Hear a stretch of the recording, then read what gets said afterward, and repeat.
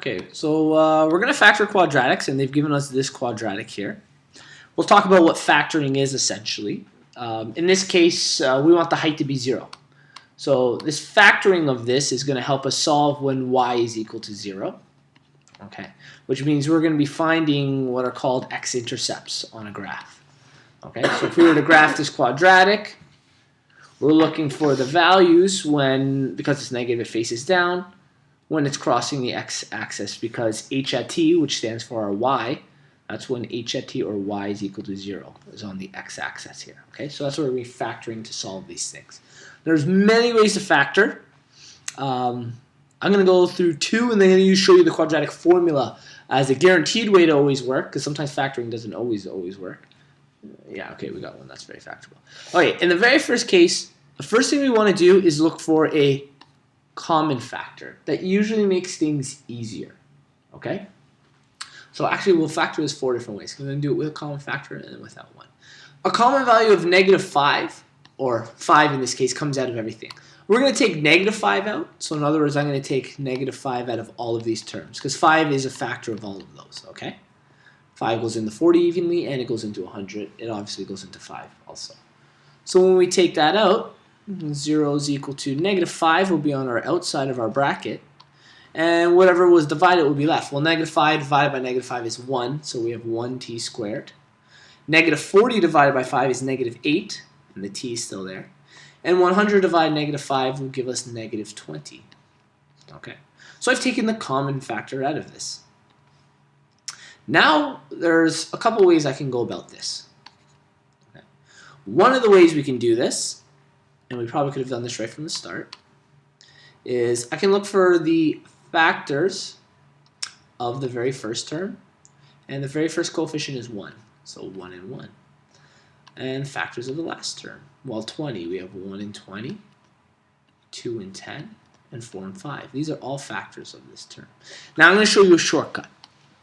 Because this value here is 1, all we really got to find are 2 values that multiply to 20 and add to this middle term. And I'm going to relate this to this style of factoring. Normally when we do this style of factoring, we're going to multiply across, and the values are going to add to our middle term, which is -8. Okay? And if you want, you can include the t's. Technically, factors of 1t squared are 1t and 1t, which means we got to get it to add to -8t, which is fine.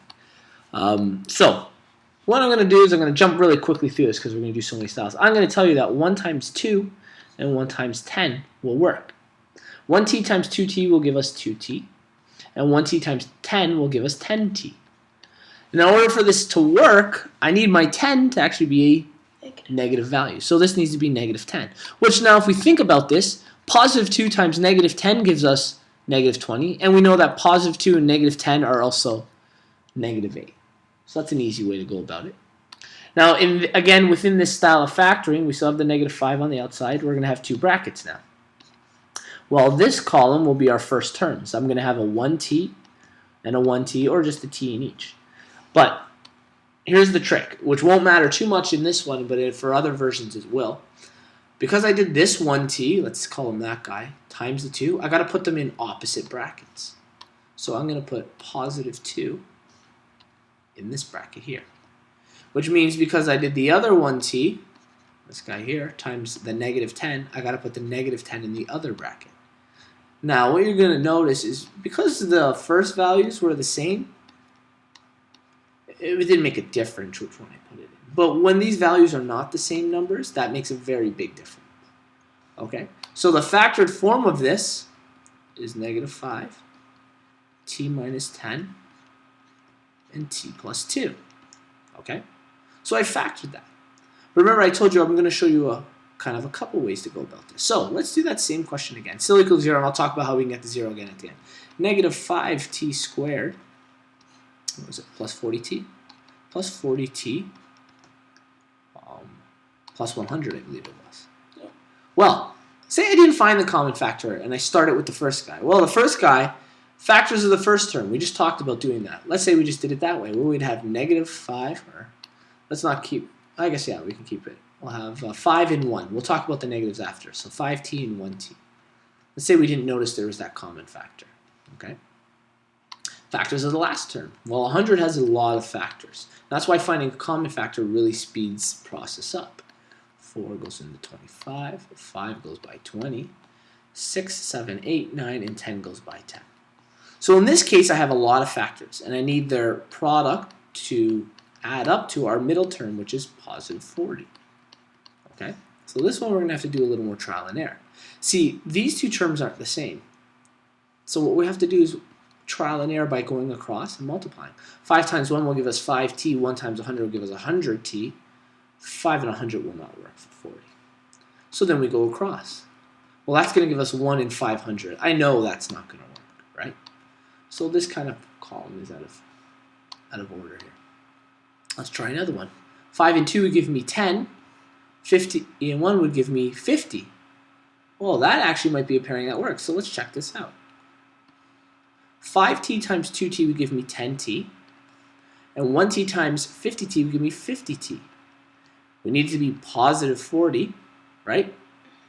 What would need to happen in this case for this to work?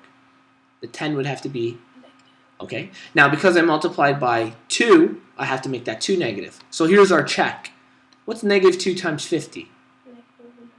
Is this a negative 100? So that actually didn't work. Even though it looked very, very close to what we wanted, it didn't work because we needed 1 to be negative. So let's take away what we had done there. Those permanent values, those aren't correct. So we now know that this column doesn't work. So we have to keep going. 5 times 4 and 1 times 25. 5 times 4 is going to give us 20. And 25, is that value going to work? No. And now, sorry, I did forget. We should have went across 1 times 2 and 5 times 50, but I knew right off the bat that wouldn't work because it would give us 250 and 2. Okay? So now that we've gone straight across, we should cross them to see if this will work. 1 times 4 and 5 times 25. Well, that'll give me 125 and 4. Will those guys work? No. So we got to keep going down these rows here. Next bunch. 5 by 5 and 1 times 20. That gives us 25 and 20. Doesn't work. Let's go across. 5 times 20 and 1 times 5 gives us what? 5 and 100. Oops. Do they work? Nope. All right, we're down to our last pairing. Let's hope that this one works. Well, what's 5 times 10? Okay, so that would give us 50t. And 1 times 10? 10. Ah, could this work? Yeah. Okay, we have 50 and 10. But the problem is again. Here, 1 has to be negative. Now, we should have actually double checked. Okay, I did make a quick error. I'm going to jump back, and we're going to highlight something because I forgot about it for a moment. What was the other pair that really worked for us? 2 and 50, right? So these two both look like they can work, and this is a good staging point anyways. Remember, this term here was negative. So actually one of these needs to be negative. Okay? So if one of these are negative, let's see if not both of these pairings might have worked when we factored. Okay? So let's say our 5 was negative in this case. If 5 was negative, when I multiplied it by that, that would have given me negative 50. Would that work? Yeah, that's right. So let's say the 1 was negative, and that gave us negative 10. Would that have worked? Yeah, and then these still would have been both positive, and they would have multiplied to 100. Now, let's jump back to our other one. 5 times 2. That would have gave us positive 10. And negative 1 times 50 would have gave us negative 50. But that would have worked. What if that one worked? No. That wouldn't have worked for us. So let's try the let's try the other one. What if the 5 was negative in that case? 5 times 2 would have gave us what? Negative 10. And 1 times 50 would have gave us, would that have worked?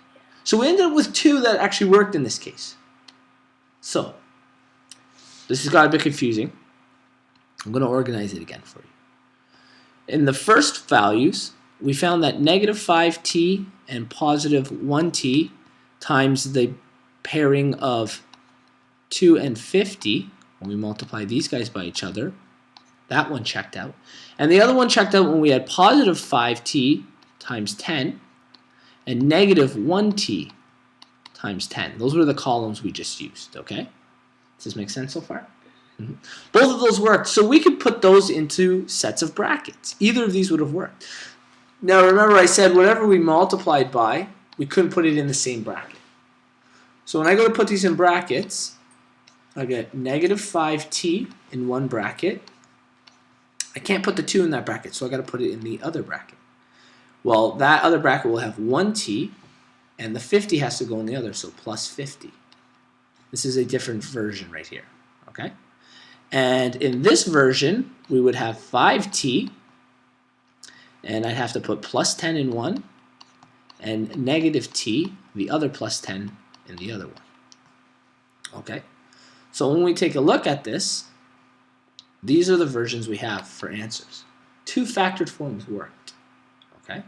The way my teacher taught it is that you multiply the outside and the inside. Okay.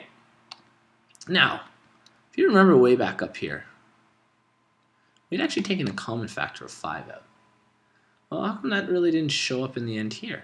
Well, it did, actually. If I look at this first bracket, I can still common factor 5 out of that bracket. And I can end up exactly where I was before with negative 5, this being t minus 10, right? And this one still being t plus 2, which I think is identical to what we had before. Yeah. Okay. And in this one here, I can factor that out too. If I factor that 5 out, I have 5 t plus 2. Here's our t plus 2. And this one I have negative t plus 10. Well, let's say I factored the negative out of that. Well, that would have made the 5 negative 5, t plus 2, and t minus 10. Okay? So both ways we would have ended up with the same factors, whether I kind of common factored first or last. But if you recall, when I common factored second, did you see how complex it got? A lot of work. So if we had just done it right off the bat, I end up with a really easy value to work with only a few factors. It became much easier to solve that question. So whenever factoring, always look for a common factor first. Doesn't mean we can't get it, it just makes things tougher when the common factor hasn't come out right off the bat.